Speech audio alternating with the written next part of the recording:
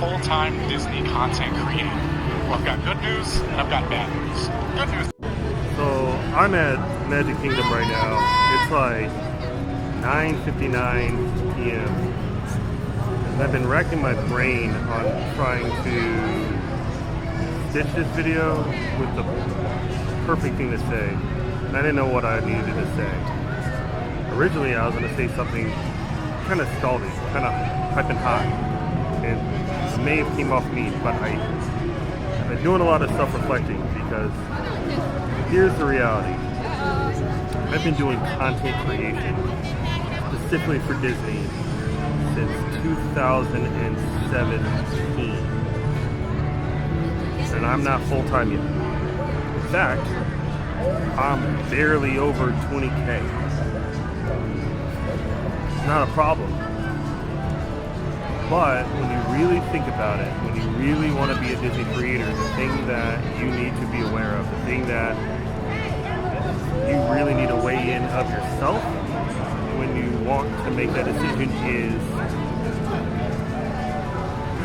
well, before I get to that, I want to bring up kind of where I was getting with this point here, is I was listening to Christian's interview with Chris Van Vliet, and he said something about, pro wrestling and saying that if, like, you love pro wrestling, you would do it for free.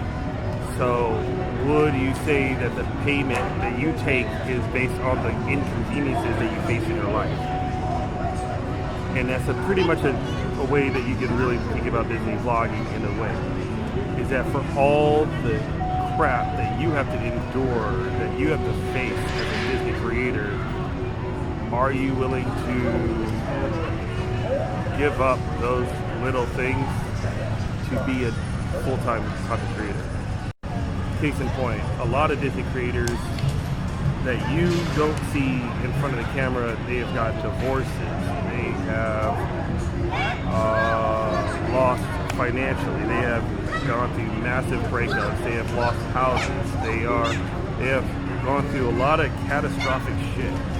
So what do you give up in return of being a Disney creator? You don't just get paid just for coming to Disney all the time. I have to miss, for me to come out here, for example, Tiana's Bayou Adventure may have a media event. And let's say if I was invited to a media event, I watch my daughter all the time, I work from home. I need to give up time to my job and my daughter simultaneously to come out here and cover this event.